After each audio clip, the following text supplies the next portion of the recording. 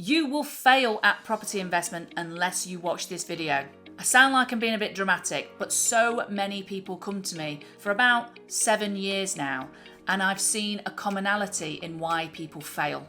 A really big reason, which is something called the magpie effect or the shiny penny syndrome.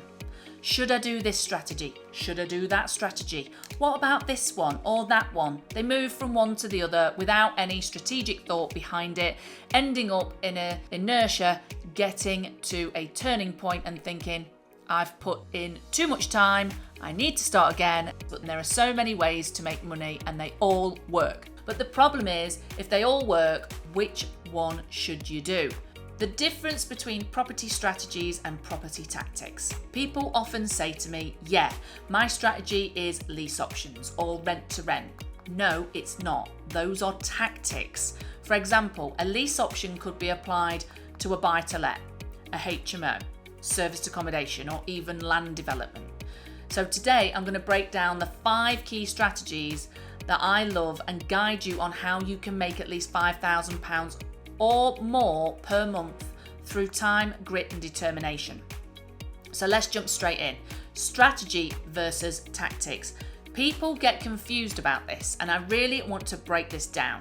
A strategy is your overall plan, whilst tactics are the specific methods you use within that strategy. For example, buy-to-let, HMO, serviced accommodation, they're all strategies. The tactics might involve lease options, rent to rent, etc. So today I'm going to discuss the actual property strategies that make you money, and I'll touch on the tactics around these, but you can figure those out from my other videos. So let's have a look at the strategies. The first one is buy-to-let. Now, if you've watched my other videos, you know where I'm starting to buy buy-to-let property. It's boring and vanilla, but I absolutely love it.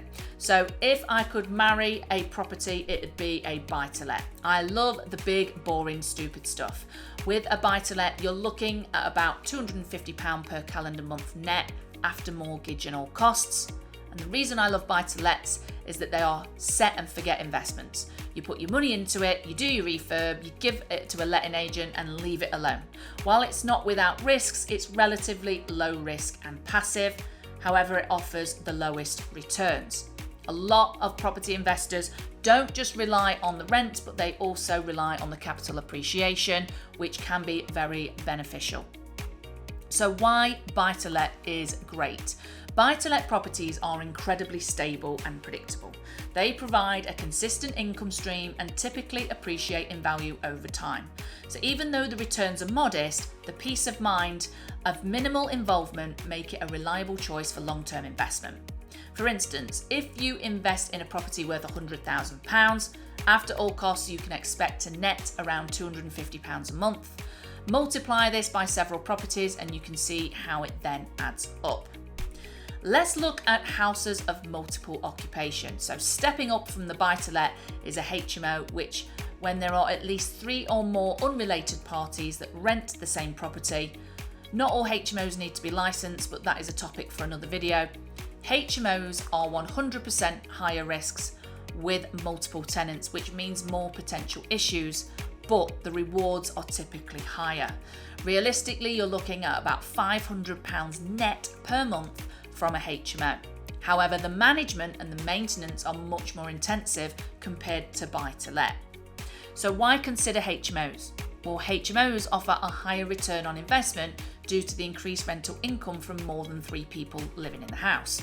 The increased cash flow can accelerate your investment returns and help you build the portfolio faster.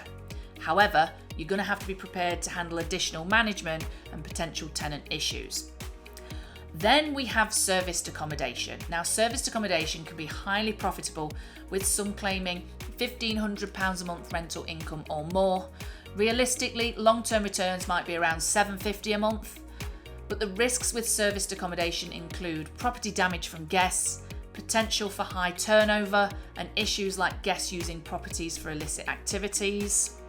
Management is also much more hands-on, so unless you find a great agent, which is rare, hence I consider serviced accommodation more of a property business than an investment. The appeal of serviced accommodation catered to short-term stays can often attract higher-paying guests. This leads to substantial monthly income, especially in high-demand areas like city centres or tourist destinations. The key is to maintain a high occupancy rate and manage the property effectively. That is so important. But how can you ensure success with these strategies? You need to evaluate based on your time, your money, your experience, and your attitude to risk. So let's map this out with money on one side and risk on the other. Flips. Flips involve buying, refurbishing, and selling a property for profit. The average income from a flip is around £18,000, meaning to make £3,000 a month, you need to do 2 flips a year. This is active income, requiring your time and effort. But flips can be very lucrative. Flipping properties can yield substantial profits in a relatively short period of time. So for example, purchasing a property for £100,000, spending 20 grand on renovations and then selling it for 150 can net you a 30 grand profit.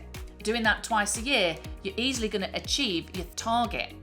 However, flips require a good understanding of the market, strong project management skills, and the ability to handle unexpected challenges during renovations. Then there's something called deal packaging. Now, full admission, I'm massively biased here because I am a deal packager, but it's a great strategy. Deal packaging involves finding property deals for investors and getting a fee for it. It's lower risk since it uses other people's money and can be very, very profitable. Last month, I did a deal where I closed and made £40,000 in one deal. So the benefits of deal packaging. Deal packaging is ideal for those who excel in networking and have a knack for finding lucrative property deals. As a deal packager, you match investors with properties and meet their criteria, and you'll be able to charge a fee for each successful deal. And this can range from a few £1,000s to tens of thousands of pounds, depending on the deal size. It is an absolutely fantastic way to generate significant income without needing to invest your own money. So which strategy aligns with your goals and resources? So let's break it down. Buy to let, safe, low risk and passive, but requires significant capital. You're going to need at least 12 properties, so you're probably looking to need 360k to do that. HMOs, so higher return with moderate risk and management intensity, requiring only around 6 properties, so you're probably only going to need about £300,000 for an investment. Serviced accommodation, so higher returns but with higher risk and a lot higher management activity. Suitable for those willing to deal with the hustle. Flips, an active strategy needing 2 flips a year for about £3,000 a month, so that's great for those who enjoy property development. And then you've got deal packaging, ideal for those good at networking and finding deals. It can be very lucrative with less financial risk. So, how do these strategies fit into a balanced property portfolio? A balanced portfolio might include a mix of 3 of these strategies. For instance, using deal packaging to generate cash flow, which you then invest in buy-to-let for long-term passive income, and then HMOs and serviced accommodation can provide the higher returns, and flips can offer significant cash injections. So something you might want to consider is your portfolio diversification. So diversifying your portfolio with a mix of buy-to-lets, HMOs, SAs, flips, and then packaging deals can help balance the risk and the reward. For instance, steady income from buy-to-lets can provide the financial cushion, whilst the higher returns from HMOs and SAs can accelerate your wealth building efforts. Flips and deal packaging add more active income streams. They're going to boost your overall financial growth. So, as we wrap up today's discussion on the best ways to make £3,000 to £5,000 a month with property investment, it is crucial to emphasise the importance of staying informed in this ever-evolving property market. Remember, as the old saying goes, education is expensive, try ignorance. In a market where a single mistake can ruin you, property knowledge is truly power. And if you want to be trained by me or invest with me, then I highly recommend you check out my courses at katiewilsonproperty.com. The link is in the description below, and I hope you found this video helpful. Make sure you like, subscribe, and hit the notification bell to stay updated with our latest content. Your engagement is not just appreciated, it is essential for me to deliver content that you find valuable and you enjoy. I'd love to hear your thoughts on today's topic, so drop me a comment below and I'll aim to respond to all of them. I just want to say a massive thank you for watching this video all the way through, and I'll see you in the next one. Cheers.